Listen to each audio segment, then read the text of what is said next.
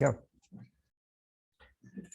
So back in 2003, right, the exams were a little bit differently. So this is how it was for me when I got my license. And so in 2003, they wanted to raise the bar, right, for people in the insurance industry. Because as you might know, salespeople in general don't have the best reputation in a lot of people's minds.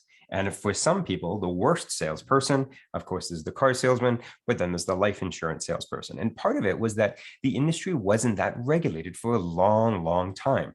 And so they realized this, and the provinces said, hey, we need to raise the bar so that by the time somebody is selling their first life insurance, they're at least quasi-competent in what they're saying, right?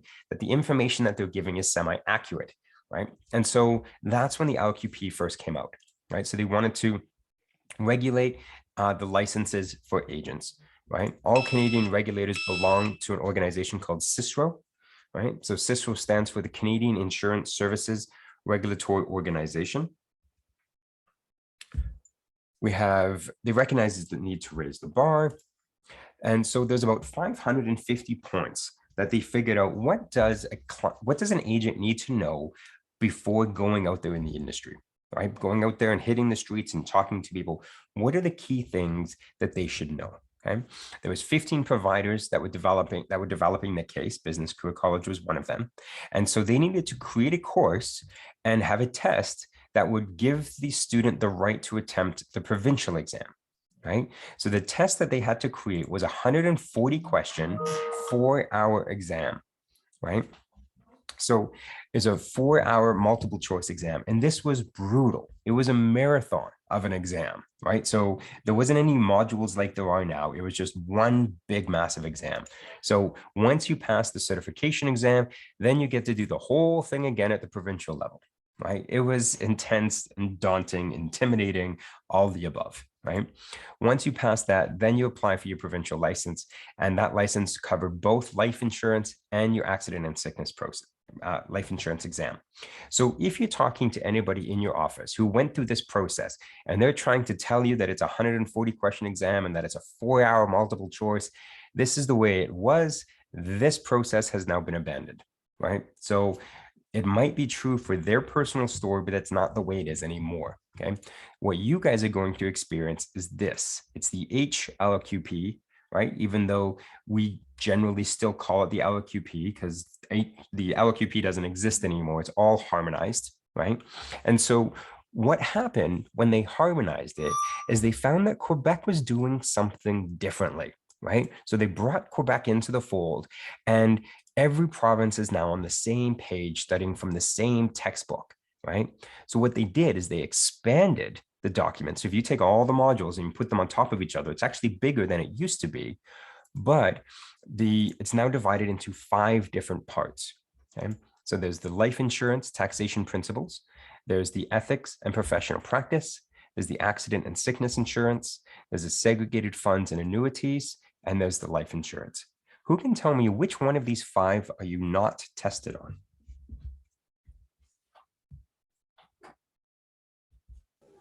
The taxation one. Taxation one. Perfect. Thank you, Pam. And because you're not tested on it, I recommend don't bother reading it.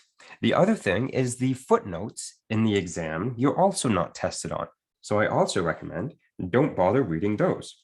So I'm a big fan of staying focused, right? Of being a student of your mind, of being a student of your craft and focusing on learning and improving yourself and all that. But also is when you're focused, have a key goal in mind is don't get distracted, right?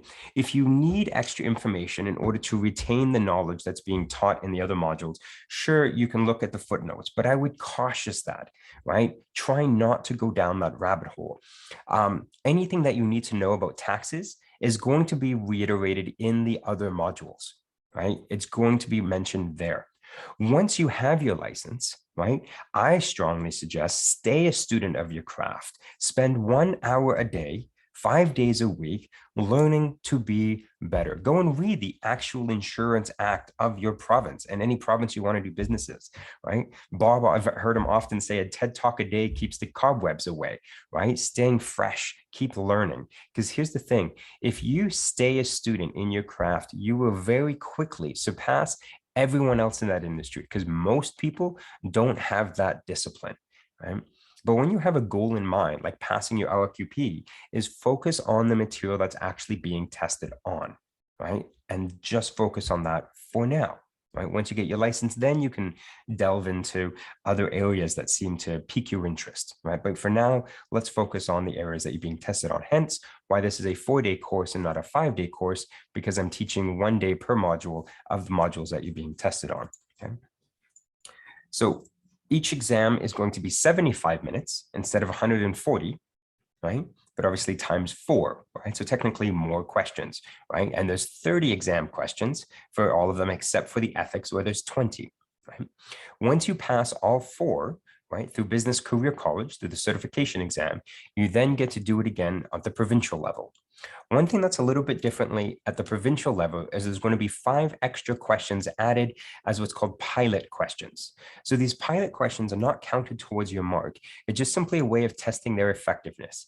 So I don't know what percentage they operate under, but we only recently got these analytics from our questions. And right now we're starting at removing all the questions that are less than 20%, meaning that less than 20% of people get them correct.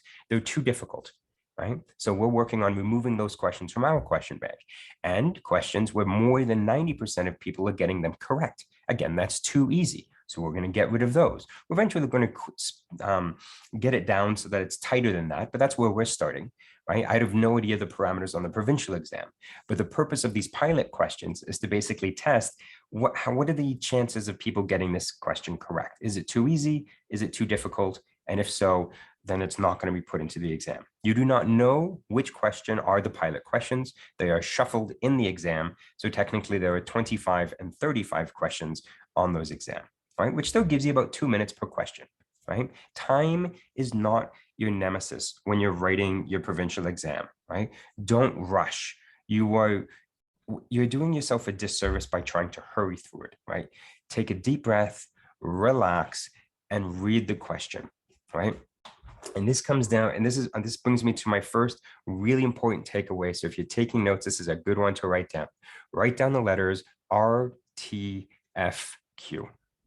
So RTFQ, I originally learned from Bob, not when I was first taking an LLQP course, but since I got this job. And he learned this from one of his teachers when he was a kid, who was very comfortable swearing at his students, right? RTFQ stands for read the question. Neither Bob or I will swear at you, but you can figure out which word is missing. So what RTFQ means depends on what area you're coming from. For those who have experience in this industry, which it sounds like that's a lot of you, RTFQ is going to mean take a deep breath, slow down, and don't add things to the question that aren't there. Don't make assumptions. Dumb yourself down to only the problem that's in front of you. For those who are coming at it from a different industry, right? Perhaps if you're working as a mechanic, or if you're in retail, or if you're in any of those types of industries, RTFQ for you is going to mean take a deep breath, slow down, and read everything that's there, right? So one is don't add thing, as the other one is make sure you read everything that's there. Because the thing is that there's a lot of new words and new vocabulary in this industry. And sometimes you might skip a key word that makes all the difference in the world for that question. The difference between a term insurance versus a whole life insurance makes it a very different question.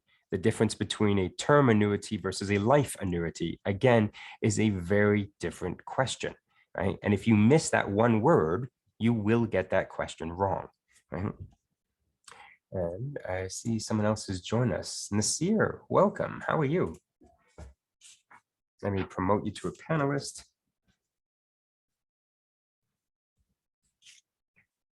Maybe. Let me at least allow you to talk. Here we go. Is your microphone working, Nasir?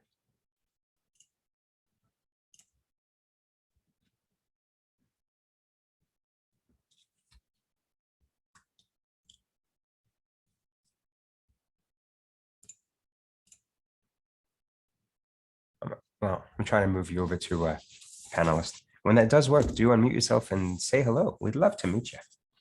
All right. So once you pass all four, then you get to apply for your license. And with the new LLQP, it also breaks it down from having only your life insurance license to having an ANS only license, right? For if you're just taking the first 2 days of this week's webinar, to eventually down the road upgrading to the ANS to your full LQP. Is anybody here just for the first 2 days, or is everybody here for all 4 days this week? Out of curiosity, anybody here just for the first 2 days? I'm just here for the first 2 days this week, and then in February, I'm taking the last two in another week just to kind of spread it out with my work week. Oh, okay, nice.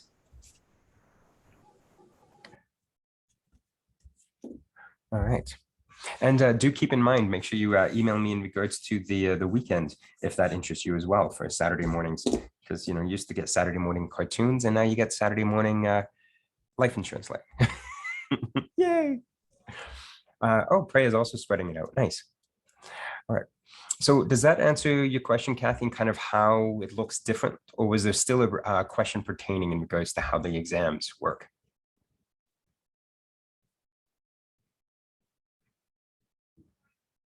Just want to make sure that those slides thoroughly answered your question or not.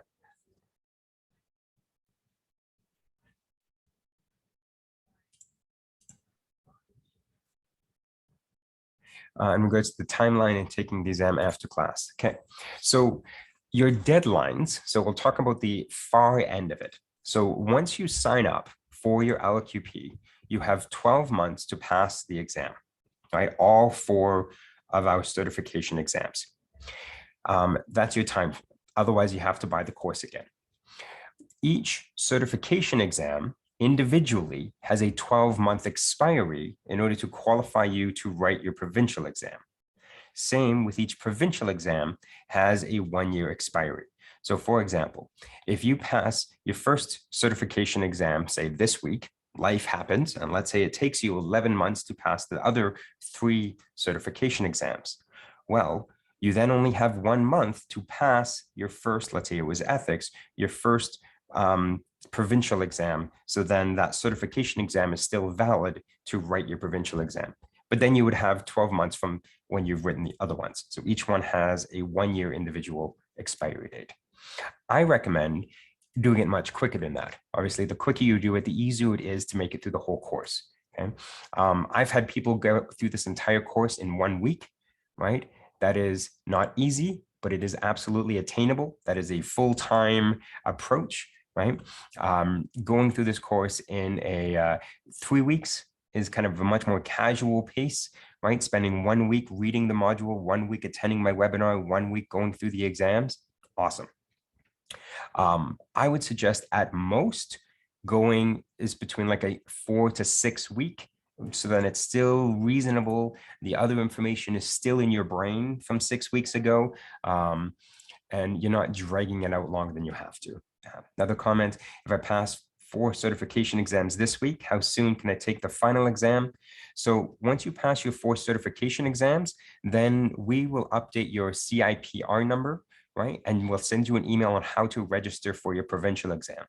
So depends on how busy they are in your province for writing those exams, right? That depends on everything, right? So how busy they are in regards to booking, the availability of their proctors, things like that, right?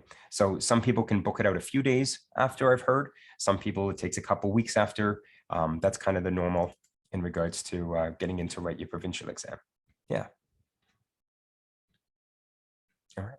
And I appreciate the questions, by the way. I really do. I'm a big believer in participation. And you'll notice when I get to different questions is I'll try to go through and call you guys out. The more interaction and the more questions you guys have, the more that you're going to get out of this, as well as the more that your classmates are going to get out of it as well. Because you might be asking a question other people are thinking, but they might not know exactly either A, how to articulate it, or maybe they're shy and they just don't want to ask. So I do think and ask for as many questions as you guys got. So. And if I know something is going to be answered shortly, then I will obviously wait for that slide. So what do you need a license for? So you need a license to solicit insurance contract, for negotiating the sale of insurance contracts, for providing insurance advice. This one's a funny one because I remember Bob telling me a story that he was teaching these course, and there was a guy, he was an accountant, and he was in the same building because he was renting a room. And on a lunch break, the guy was talking. He says, "Yeah, you know what? I hear you talking all about life insurance." He says, "I tell all my clients that they don't need life insurance. They're better off just investing that money, and they'll be better off that way." And Bob asked him, he says, like, "Oh, so do you have your life insurance license?" He's like, "No, I don't sell life insurance. I don't need a life insurance license." And Val says, "Well, technically, if you're telling someone that they don't need life insurance, that's life insurance advice. And in order to give life insurance license, in order to give life insurance advice, you need to have a life insurance license, and thus you're breaking the law." So needless to say, they didn't become best friends after that. Reading another comment here, is the final exam one exam or with 4 parts, or 4 separate exams booked separately? It is 4 separate exams booked separately. Yeah, each module has its own exam, 75 questions and 35 questions or 25 questions if it's ethics for the provincial level, or 30 and 20 for the certification exam. They can all be on the same day, depending on the availability of the proctor, right? So you could do them back to back to back to back. You could space them out. You could take it over 4 days, but yeah, they are each separately evaluated. Yeah. So you also need a license for transmitting insurance applications and or policies, to offer or assumes to act in the negotiation of insurance, negotiating continuance or renewal, collecting and receiving premiums, developing an illustration for life insurance, and of course, getting paid for selling life insurance. So an agency is a corporation or partnership that holds a license from an insurer, must have at least one licensed insurance agent. So the agency itself must be licensed in, and I decided to do this little visual here because sometimes just remembering all these provinces makes it a little bit more difficult. So if you kind of see, if you're looking at the numbers and realizing which ones you're skipping, right, might make it a little bit easier. You got BC, Alberta, Saskatchewan, skip one, Ontario, skip one, Nova Scotia, Newfoundland, and Labrador. Right, if that makes it a little bit easier to visualize than just the words of the textbook. Right? So the Uniform Law Conference, right? So this was created in 1920s to create standardization of insurance laws in the common law provinces. Who can tell me which provinces are common law? You guys know that one? Some of you might. Isn't it all but Quebec is common law? You are absolutely correct. Which type of law is Quebec under?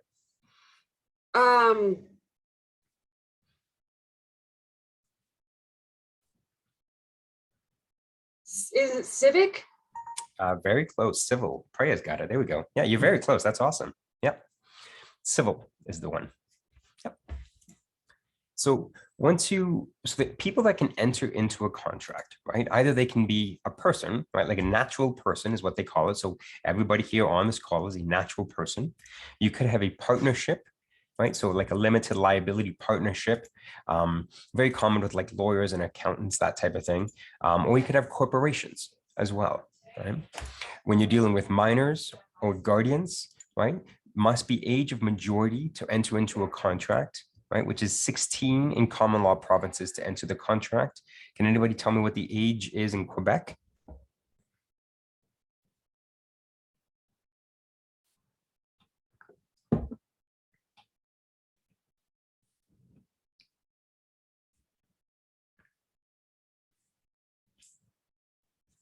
Go ahead, Assis.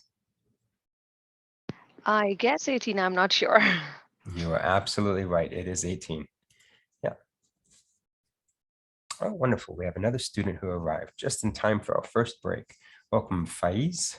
I don't know if I pronounced that correctly. So when insuring persons under age 16 or 18 in Quebec, there must be a guardian or parent acting on behalf of that person. Okay. All right. So noticing the time, it is now the 15 minutes before the first hour. So we are going to take a break. Now is the time to check your messages, check your reply to texts, emails, things like that. And let me know what you think of these regular breaks. The way that Bob used to do this, he used to do one break in the morning for 15 minutes. That was it. And I just keep powering through. I know I didn't have that attention span, especially because I don't breathe and bleed life insurance. It's not my happy place, right? And no worries, now you know. So we've been going for 45 minutes, Faiz, and I opened up the class 15 minutes beforehand. So if you did think it was starting at 9 o'clock our time, I'm very happy that you came 15 minutes early. But yes, 1 hour time zone the other direction. No worries. All right, so go take a break, top up your coffee, your water, whatever, your tequila sunrise, I don't care, whatever's making you through today. And do come back on the hour, and then we shall continue. We'll see you guys soon. Thanks.